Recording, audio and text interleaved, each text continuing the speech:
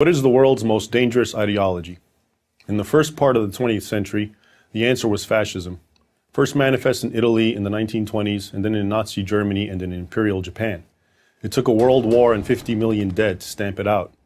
In the second half of the 20th century, the answer was communism. Between the Soviet Union, Mao's China, and their client states, at least 100 million people were killed in its wake. Today, the answer is Islamism, a radical and often violent form of Islam. Like fascism and communism, Islamism is totalitarian in nature. The state controls everything.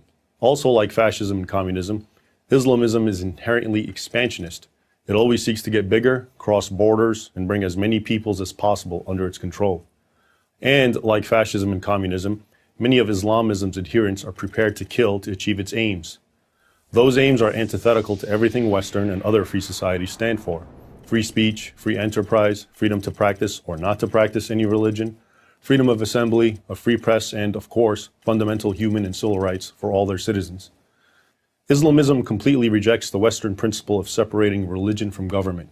In its view, governments are legitimate only if they rule according to religious law, in Islamism's case, Sharia, Islam's extensive body of sacred laws. Sharia is based on the teachings of the Quran and the Sunnah. The Quran is believed to be the literal words of Allah as revealed to his prophet Muhammad in the 7th century, and the Sunnah consists of the words and deeds attributed to Muhammad. Islamists interpret Sharia to hold that anyone born Muslim must remain Muslim and face execution if they convert to any other religion, that adulterers must be stoned to death, that anyone who insults Islam or Muhammad must either be severely whipped or executed, and that thieves should have a limb cut off. In addition, Islamists condone polygamy and child marriage. These beliefs are being put into practice right now in, among other places, Iran, the Sudan, Saudi Arabia, the Muslim parts of Nigeria, parts of Pakistan, Syria, Iraq, and Afghanistan, and wherever else Sharia has established a foothold. If Islamists were content to live under strict Sharia law in their own communities and leave everyone who doesn't want to live that way alone, they wouldn't be a threat to the rest of the world. But that would not be Islamism. Islamism wants the entire world governed by Sharia, and anyone who opposes Islamist expansionism is the enemy and must be destroyed. That, of course, includes the United States, all of Europe, and Israel. But it also includes fellow Muslims. Indeed, Islamists have killed far more Muslims than members of any other group. So how many Islamists are there? Nobody knows for sure, but we can make some conservative calculations. There are approximately 1.5 billion Muslims in the world. How many of these are Islamists? A 2013 Pew Research poll offers some clues.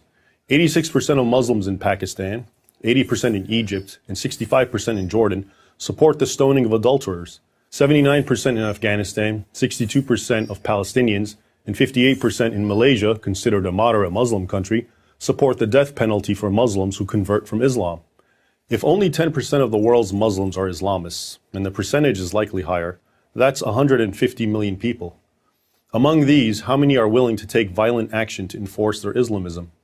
Here we're talking about Al-Qaeda, the Islamic State, the Taliban, Hamas, Hezbollah, Boko Haram, Al-Shabaab, and other groups that send suicide bombers into markets, explode car bombs at funerals, throw acid in the faces of girls who attend school, murder sisters or daughters who defy the will of a brother or father, or who fly hijacked airplanes into buildings. This is a very hard number to pin down. So let's again be cautious and say the figure is only 2% of that 150 million.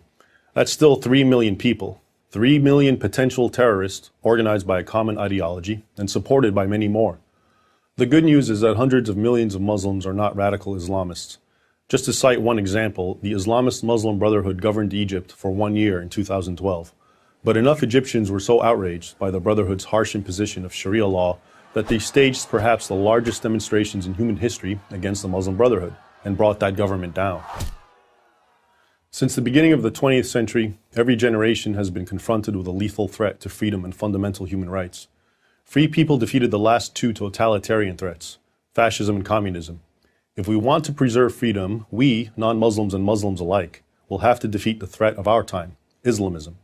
I'm Raymond Ibrahim, author of the Al-Qaeda Reader for Prager University.